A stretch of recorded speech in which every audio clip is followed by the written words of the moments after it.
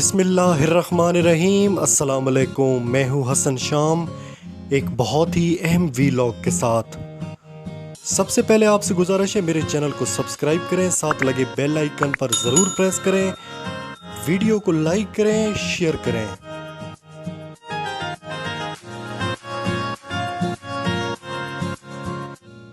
میرے پاکستانیوں، آج کے حالات پاکستان کی تاریخ کا اہم ترین موڑ ہیں۔ کل عمران خان کو گرفتار کرنے کی حکمت عملی تیار کر لی گئی۔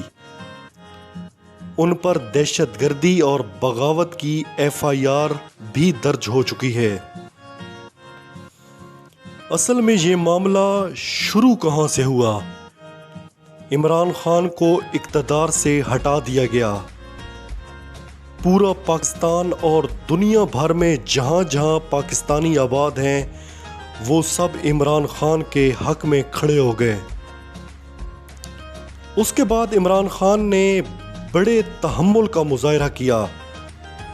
وہ اپنی عوام میں گیا، اس نے اپنا مقدمہ اپنے لوگوں کے سامنے رکھا۔ 25 مئی کے پرامن احتجاج پر اس امپورٹڈ سرکار نے جو ظلم ڈھایا، اس پر بھی عمران خان نے صبر کا مظاہرہ کیا۔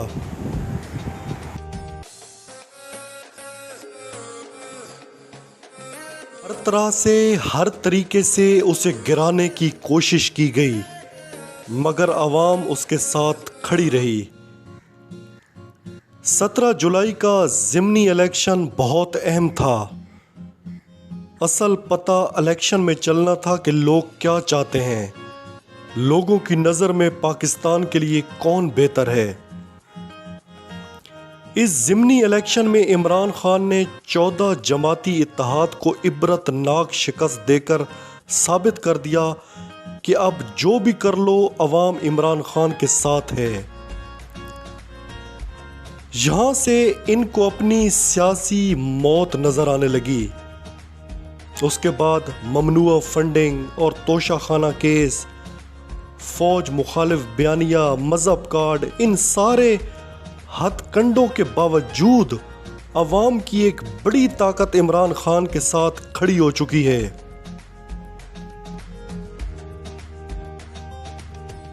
میرے پاکستانیوں، کسی بھی ملک کی طاقت اس کی عوام ہوا کرتی ہے۔ عوام ہی اپنے ملک کی اصل مالک ہوتی ہے۔ آپ کو یاد ہوگا کہ عاشر عظیم کی فلم مالک کیوں بین کر دی گئی تھی؟ صرف اسی لیے کہ اس فلم میں بتایا گیا کہ عوام ہی اپنے ملک کی اصل مالک ہوا کرتی ہے۔ معروف تجزیہ نگار حسن نثار نے یہ بات کئی بار کہی ہے کہ یا یہ خاندان بچا لو یا پھر پاکستان۔ 10 اپریل سے لے کر 21 اگست تک جب عمران خان نے کال دی تو عوام بڑی تعداد میں سڑکوں پر نکل آئی۔ 17 جولائی کے الیکشن سے لے کر کل کراچی کے ضمنی الیکشن تک رزلٹ ہر کسی کے سامنے ہے کہ اس ملک کی عوام کیا چاہتی ہے۔ کل جیسے ہی عمران خان کی گرفتاری کی خبریں گردش کرنا شروع ہوئیں تو بڑی تعداد عوام کی بنی گالہ پہنچ گئی، اور عوام کا کہنا ہے کہ عمران خان ہماری ریڈ لائن ہے، ہم اسے گرفتار نہیں ہونے دیں گے۔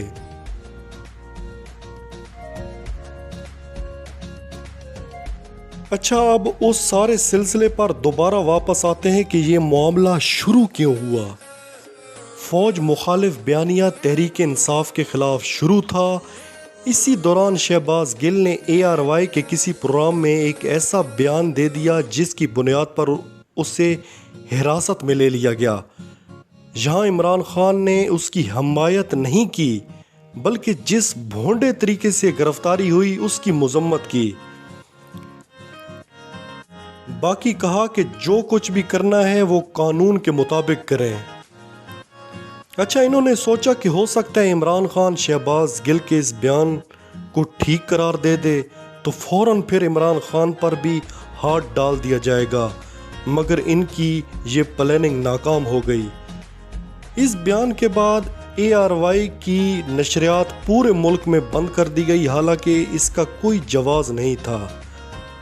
پھر انہوں نے فیصلہ کیا کہ قانون کے مطابق سزا ملے گی تو یہ تو پیشیاں ہی پیشیاں ہوں گی اور اسے میڈیا پر اپنے بیان کی تردید کرنے کا پورا موقع مل جائے گا اور عمران خان پر بھی کوئی اثر نہیں پڑے گا۔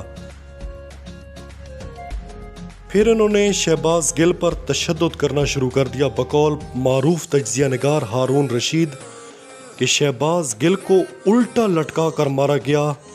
اب اس طریقے سے عمران خان کو بھڑکایا اور اسے یہ پیغام دیا گیا کہ باز آ جاؤ ورنہ تمہارا یہی حشر کریں گے۔ جو سوال شہباز گل سے پوچھے جاتے تھے وہ بڑے عجیب تھے کہ عمران خان کیا کھاتا ہے، عمران خان شراب تو نہیں پیتا، حالانکہ عمران خان نے کہا کہ شہباز گل کے بیان میں ایک جملہ غلط تھا جو اسے نہیں بولنا چاہیے تھا۔ آج تک جتنے بھی اداروں کے خلاف بیان دیے گئے، کیا کسی نے یہ کہا کہ ایاز صادق یا جاوید لطیف کے جملے غلط تھے؟ یہ صرف عمران خان کا ظرف ہے کیونکہ وہ قانون اور آئین کے مطابق چلنے والا شخص ہے۔